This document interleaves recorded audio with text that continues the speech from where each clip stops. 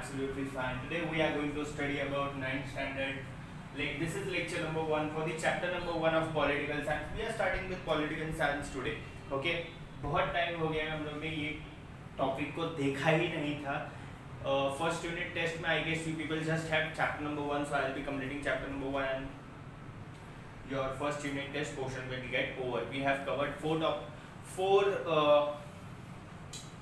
chapters of history.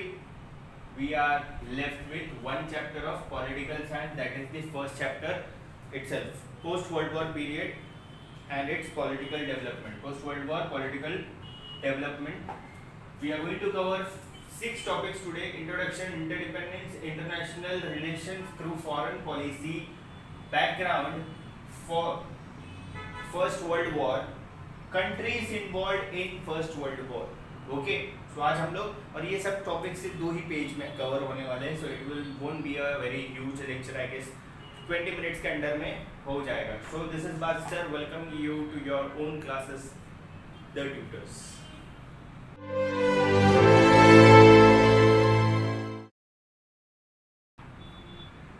Okay, in the civics textbooks till now we have studied local self-government institutions, India's constitution and our political system or government structure. In this class we are going to study India's relation with the world. You must have understood world geography through the study of geography. You must have become familiar with the global historical events through the study of history. Now through the study of political science, we are going to study India's relation with the world and some major global issues. We are dependent on different persons. Okay, पहला paragraph ले लेते. Okay. Till now you have studied about geography, you have studied about the world, you have studied about there are many countries in the world. There are 7 continents, there are so many oceans, there are so many countries, and there have taken place many big historical international events. International बोलना ज़्यादा ज़रूरी था just because वो सिर्फ हमारे India की बात नहीं कर रहा हूँ मैं अभी, हम लोग पूरे दुनिया की बात कर रहे हैं.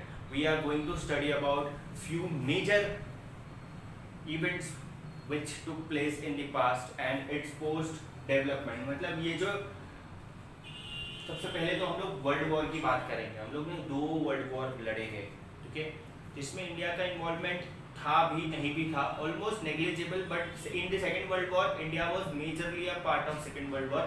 सो हम लोग दोनों वर्ल्ड वॉर्स को पढ़ेंगे और उसके बाद के डेवलपमेंट्स पढ़ेंगे. Okay, we are dependent on different persons, institutions and organisations in the society for different reasons and for the different facilities. Our social life is interdependent and mutual cooperation has a very important place in it. Just as it is true about individuals and society, it applies to different nations as well. There are many independent nations in the world like India.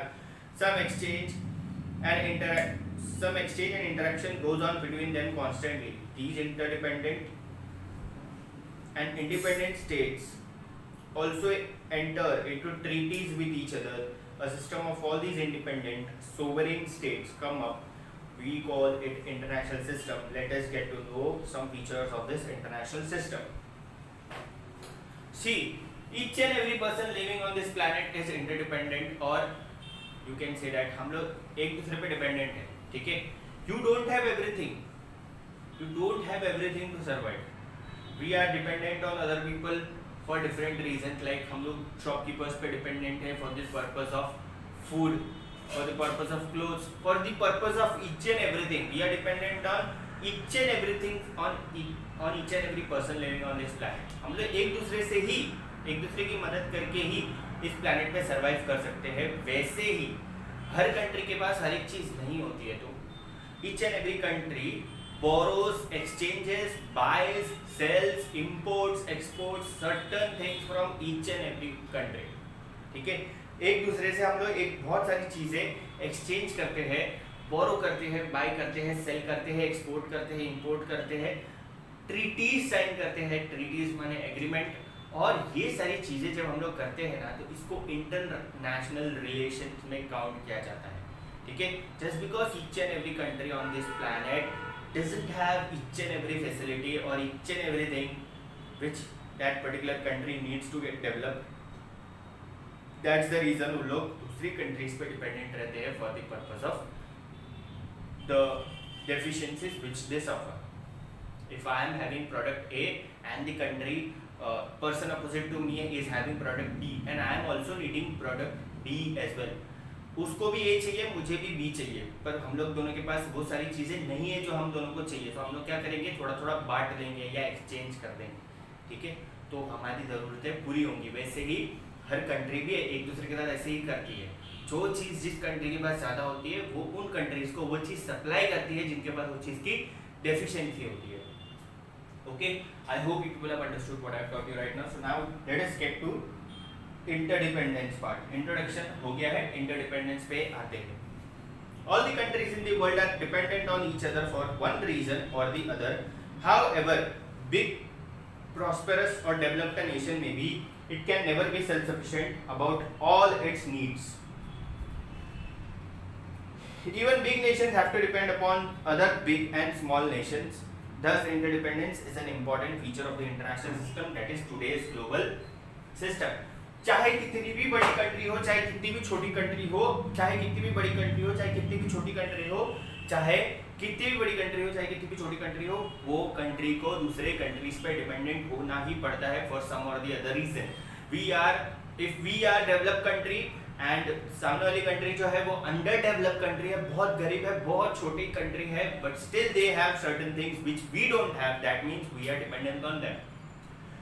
Similarly वैसे ही छोटी countries बड़ी countries पे भी dependent होती है, और यही फीचर है, एक बहुत अच्छी खास बात है इस पर्टिकुलर इंटरनेशनल रिलेशन की, कि हर एक कंट्री चाहे वो छोटी हो चाहे वो बड़ी हो, चाहे वो जोग्राफिकल बाउंड्रीज से छोटी हो या बड़ी हो, चाहे उनका फाइनेंशियल कंडीशन छोटा हो या बड़ा हो, इकोनॉमिकल कंडीशन बड़ा हो या छोटा हो, चाहे उसकी पॉपुलेशन कम हो या बड़ी हो, चाहे उसमें पोल्यूशन कम हो या ज़्यादा हो, each and every aspect has been kept aside and each and every country has been helping each other for the purpose of development and sharing, borrowing, importing, exporting, buying, selling certain things from those countries which they have in excess and giving them to the countries, giving to those countries which have that particular thing in deficiency.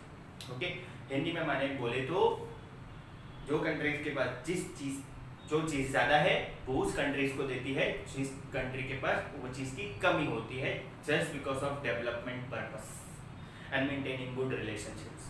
That is called international relation. Okay.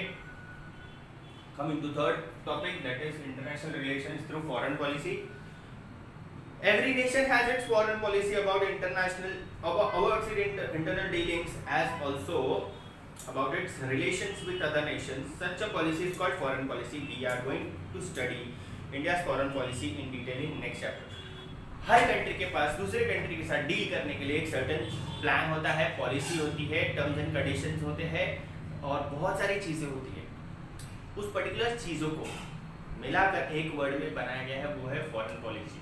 हम लोग हमारे countries जो हम जिनके साथ हम deal कर रहे हैं उनके साथ क्या डील करनी है, उनके साथ क्या पॉलिसी रखनी है, उस पर्टिकुलर चीज़ को बोला जाता है foreign policy.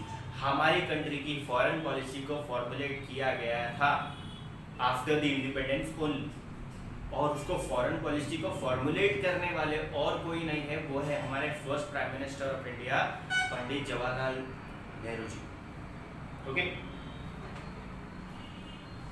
we are going to study about foreign policy in detail in the next chapter. Right now we are going to continue with fourth topic, that is the background. The world in which we live today has been shaped through many events and developments. Hence, we need to go back to history in order to understand today's world. We know that 2 world wars were fought in the last century. These were the most important events in the world in that century. The world completely changed because of them. New currents of thoughts emerged. Let us understand what else happened due to these world wars. Now, हम लोग को मालूम है कि पिछले century में 2 बड़े war लड़े गए थे, ठीक है। पहला था वर्ल्ड वॉर 1 ऑब्वियसली, और दूसरा अगर वर्ल्ड वॉर 1 के बाद हुआ है तो वर्ल्ड वॉर 2 होगा वो। और ये 2 इवेंट्स जो थे ये बहुत बड़े इवेंट्स थे। उसके बाद की डेवलपमेंट्स क्या हुई उसके बाद क्या नए नए आइडियाज़ आए, क्या नई नई टेक्नोलॉजीज आई, कैसे लोग लाइफ लीड करना चालू किए, वो सारी चीज़ें हम लोग पढ़ेंगे। पर उसके पहले हमको पढ़ना पड़ेगा कि वर्ल्ड वॉर 1 क्यों हुआ था और कौन कौन उसमें इन्वॉल्व थे। Okay, first world war. The First World War was fought between 1914 and 1918। 4 साल ये वॉर चला। सोचो 4 साल लोग झगड़ा कर रहे थे, मार रहे थे, काट रहे थे एक दूसरे को। Major countries of Europe took part in it. ये मेजरली यूरोप में हुआ था। Europe had a very central place in the international और global system at that time. The war caused a tremendous loss of life and property. The countries which joined the war suffered tremendous economic losses. Even the countries which did not join the war were impacted by the war. The economies of the victorious as well as losing countries collapsed. 1914 to 1918 ये war 4 साल चली और Europe में majorly ये war take place हुई थी। और Europe जो है उसका तभी बहुत मेजर कंट्रीब्यूशन था in the foreign exchange and foreign policy. मतलब दूसरी कंट्रीज के साथ उनका बहुत अच्छा रिलेशन था, उनका बहुत ज़्यादा स्टैंड था, पूरे वर्ल्ड में बहुत ज़्यादा नाम था यूरोप का। पावरफुल कंट्रीज मानी जाती थी यूरोपियन कंट्रीज। पर वर्ल्ड वॉर 1 जब हुआ तो जो कंट्री वर्ल्ड वॉर 1 जीती ना, उन लोग को बहुत सारा लॉस हुआ, और जो कंट्री ऑब्वियसली हारी है उनको तो लॉस उससे भी ज़्यादा हुआ रहेगा। In short this war didn't give any इससे कुछ अच्छा आउटकम नहीं मिला। वॉर तो हुआ, वॉर 4 साल चला, but even the countries which were victorious had to suffer so many things. 2 चीज़ का बहुत ज़्यादा नुकसान हुआ, प्रॉपर्टी एंड लाइफ। 2 चीज़ का बहुत ज़्यादा नुकसान हुआ था, प्रॉपर्टी और लाइफ। फर्स्ट वर्ल्ड वॉर पढ़ रहे हैं हम लोग, ठीक है। ये वॉर 4 साल चली थी, यूरोप में हुई थी, यूरोपियन कंट्रीज के बीच हुई थी, जिनके वो टाइम पे बहुत ज़्यादा पावरफुल नेशंस माने जाते थे। उन लोग ने पूरी दुनिया में कॉलोनीज बना के रखी थी, और उन कॉलोनीज में एक कॉलोनी उनकी एक पर्टिकुलर कंट्री में थी, वो थी इंडिया। ब्रिटिशर्स, इंग्लैंड जो है और यूरोपियंस जो है, उन लोग ने इंडिया में भी बहुत सारी कॉलोनीज बना के रखी थी। And the last point, last topic for the day is countries involved in the first world war. There were 2 teams, allied powers and central powers. Allied powers में Britain, that is British, France, Russia, Italy, America, ये 5 countries एक side थी। और central powers में Germany, Austria, Hungary, Ottoman empire and Bulgaria. ये 5-6 countries एक side थी, दूसरी 5-6 कंट्रीज एक साइड थी। वापस से सुनो, Britain, France, Russia, Italy, America. Britain, France, Russia, Italy, America एक साइड थे, और Germany, Austria, Hungary, Ottoman empire and Bulgaria ये एक साइड थे। There were 5 countries in allied powers and there were 5 to 6 countries, Germany, Austria, Hungary 3, Ottoman Empire 4, Bulgaria 5 countries, again 5 countries on central power. There were 2 teams, allied and central powers, 5 on each side. At the end of the First World War, all the nations felt that such a war should not happen again. फिर से ये war जैसी situation नहीं हो, and some measures need to be taken to end this thing. ठीक है, ये war जैसी सिचुएशन वापस ना हो और वॉर ना हो, इसके लिए उन्होंने कुछ मेजर्स लिए, और उन्होंने लीग ऑफ नेशन नाम का एक ऑर्गेनाइजेशन बनाया जो ये ध्यान में रखेगा कि वॉर जैसी सिचुएशन वापस से नहीं क्रिएट हो, इंटरनेशनल पीस मेंटेन रहे। ठीक है, वो इंटरनेशनल डिस्प्यूट सॉल्व कराने की कोशिश करेगा हमेशा। The main responsibility of League of Nations was understood to be avoid war. Simple. League of Nations का एक ही सिंपल सा काम था कि वॉर वापस से नहीं होनी चाहिए, चाहे कुछ भी हो जाए, कितना भी बड़ा टेंशन हो उसको सॉल्व कराओ, वॉर नहीं होनी चाहिए। After First World War, major changes came about in Europe and outside Europe. For example, earlier empires in Europe collapsed and new nations came into being. पहले जो लोग यूरोप में रूल करते थे, पहले जो भी बाउंड्रीज नहीं हुआ करती थी, पहले जो नेशंस फ्री नहीं थे, पहले किसी के रूल के अंडर में अगर यूरोप हुआ करता था, तो वो सारे जो रूल्स थे, वो सारी जो रीग्स थी, those all regimes, those all rulers collapsed and new nations in Europe came into existence पर नए नए नेशंस फॉर्म होना चालू हुए यूरोप में. Many European countries had their colonies in the continent of Africa and Asia. Movements for independence started in these colonies. अब Asia और Africa में बहुत ज़्यादा बहुत ज़्यादा इन यूरोपियन कंट्रीज का रूल चल रहा था. उन लोग ने कॉलोनीज बनाई थी. अब वहाँ पर इंडिपेंडेंस मिलना चालू हुआ था और एशियन एंड अफ्रीकन कॉन्टिनेंट में जो लोग रहते थे उनको इंडिपेंडेंस मिलना चालू हुआ after this particular first world war. These movements challenge the hegemony of the European countries. उनके जो पावरफुल रूलर्स थे उनको एक चैलेंज मिलना चालू हुआ और उन लोग का जो बोलते हैं ना पहले से जो रूल चलते आ रहा था वो चैलेंज उस पर्टिकुलर चीज को चैलेंज मिलना चालू हुआ. लोग उनके रूल को डिसबिलीव करना चालू किए. League of Nations was established after the First World War to establish peace, but it did not succeed at preventing war. Autocratic regimes came up in Germany, Italy, Spain, and other countries. All these developments culminated into Second World War. अब जो country first world war में हारी है उस country को बुरा तो लगा होगा, तो कुछ 20 साल लग गए उन हारी हुई कंट्रीज को और उसमें मेनली जर्मनी को वापस से डेवलप होने में. और जर्मनी जब डेवलप हुई it came up with a very greater powerful mindful intelligent leader called Hitler और उसने वर्ल्ड वॉर 2 को कल्मिनेट किया. ऑब्वियसली जो कंट्री हारी है उनको बदला तो लेना था, so they took the revenge and they decided to take the revenge. And then when it was their turn to take the revenge took place in the face of Second World War. Okay, and League of Nations collapsed. League of Nations का काम था war को रोक के रखना, war नहीं होने देना, वॉर जैसी सिचुएशन ना क्रिएट हो. पर धीरे धीरे धीरे धीरे वो जो बदले की आग थी वो उबलती गई और बहुत ज़्यादा it created havoc after Second World War. Second World War took place, and what happened in the Second World War was more disastrous than First World War. We will discuss Second World War in our next lecture. So today we studied about First World War.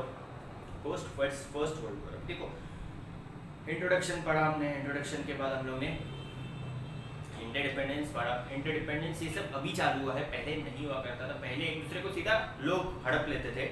पहले एक country दूसरे country पे rule कर देती थी, सीधा हमला करके उसको अपने बाउंड्रीज में ले लेती थी, उन पे कॉलोनीज बनाती थी. एशिया एंड अफ्रीका भी बहुत ज़्यादा कॉलोनीज के अंडर में आ रहे थे, यूरोपियन कॉलोनीज के अंडर में. तो यूरोपियन कंट्रीज ने क्या किया, यूरोपियन कंट्रीज के कॉलोनीज को धीरे धीरे खत्म किया गया और उसमें इंडिया का भी एक टर्न आया है टाइम के बाद. 1947 में जो ब्रिटिश कॉलोनी जो इंडिया में बनाई गई थी after second world war in the year 1947, India में से भी ब्रिटिश की कॉलोनीज को खत्म किया गया. Okay, and India became a stable country and today we are a stable country. अपने फ्रीडम फाइटर्स के वजह से फर्स्ट रीजन, एंड अपने फ्रीडम फाइटर्स के अलावा सेकेंड वर्ल्ड वॉर के इम्पैक्ट की वजह से और ग्लोबल पीस मेंटेन करने की वजह से जो प्रेशर आ रहा था वो भी एक रीजन था कि इंडिया को इंडिपेंडेंस मिला. So these 2 reasons came for the independence of India. हम लोग इंडिया की बात नहीं कर रहे हैं यहाँ पर. फर्स्ट वर्ल्ड वॉर हुआ, फर्स्ट वर्ल्ड वॉर में अलाइड और सेंट्रल पावर्स में से अलाइड पावर्स जीत गए, सेंट्रल पावर्स हार गई. सेंट्रल पावर्स में जर्मनी जो थी वो एक इंपॉर्टेंट कंट्री है जो बहुत ज़्यादा पावरफुल कंट्री है. ये सब कंट्रीज में से अमेरिका के बाद, ठीक है, अमेरिका फर्स्ट नंबर पे आती है हमेशा, ठीक है. सो दीज जर्मनी में हिटलर थे और हिटलर जो थे उन्होंने बदला लेने के लिए सेकेंड वर्ल्ड वॉर को कल्मिनेट किया. उसमें इटाली भी आती है. Okay, so I hope you people have understood the introduction, the first lecture, the not so big but not so small lecture but very interesting lecture about World War I and its post period. मतलब उसके बाद थोड़ा बहुत लोगों में mindset में changes आए. World war 1 के बाद लीग ऑफ नेशन फॉर्म हुआ था. लीग ऑफ नेशन फेल हो गया जस्ट बिकॉज वर्ल्ड वॉर 1 के बाद जब लीग ऑफ नेशन फॉर्म हुआ था एक शर्त पे फॉर्म हुआ था कि वॉर जैसी सिचुएशन नहीं होगी. बट सेकेंड वर्ल्ड वॉर जब हुआ तो लीग ऑफ नेशन को बंद करना पड़ा जस्ट बिकॉज वॉर हुई और बहुत बड़े लेवल पे हुई.